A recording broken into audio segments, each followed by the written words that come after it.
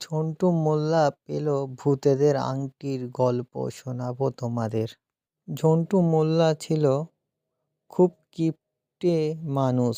ঝন্টু মোল্লা বুঝে বুঝে পয়সা সংসারে খরচা করত আর ইনকাম করার বেশি চিন্তা করত।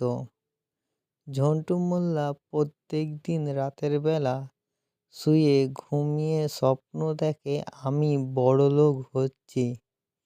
সকালবেলা উঠে তার বউকে প্রত্যেকবার বড়লোকের গল্প শোনায় স্বপ্নের কথা।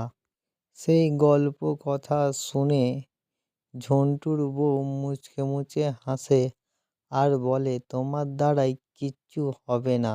ঝন্টু তার বউকে বলল, ঠিক আছে, আমার দ্বারাই কিছু হবে না বুঝতে তো পারছি, খালি স্বপ্ন দেখছি বড়লোক হচ্ছি, কিন্তু হতে পারছি না কেন আমি ঠিক বুঝতে পারছি না, তুমি কিছু আমাকে বুদ্ধি দাও।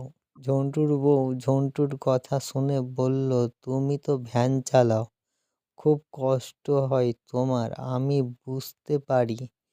তুমি ভ্যান চালানোর পয়সা অর্ধেক আমাকে দেবে, আমি মাছের জাল কিনবো যাতে তুমি মাছ ধরতে পারো।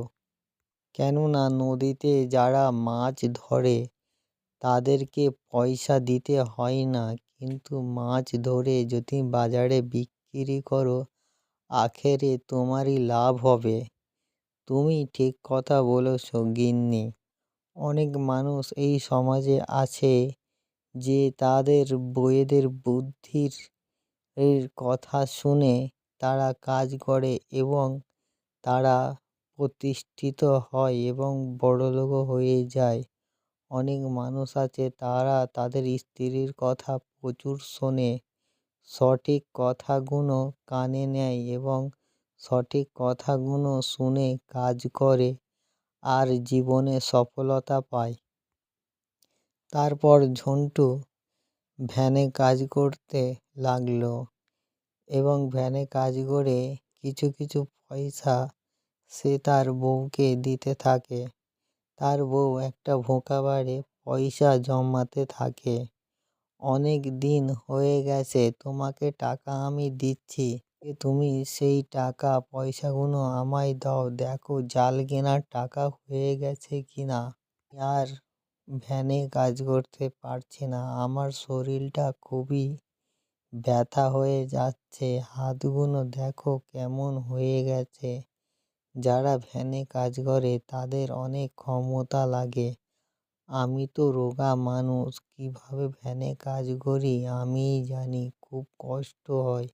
এই কষ্ট থেকে বাঁচার উপায় একটাই, তুমি যে বলেছ মাছ ধরার কথা, মাছ ধরলে বিক্রি করলে অনেক পয়সা হবে, এই কষ্ট থেকে আমি নিস্তার চাই। ঝন্টু মোল্লার সব কথা শুনে ঝন্টু মোল্লার স্ত্রী সব কিছু যত পয়সা জমিয়েছিল ভোঁকা বাড়ে সেই ভোঁকা বাড়টা আনলো এবং দুম করে আছাড় মেরে ভোঁকা বাড়টা ভেঙে স্বামী স্ত্রী মিলে পয়সা টাকা গুনতে থাকে।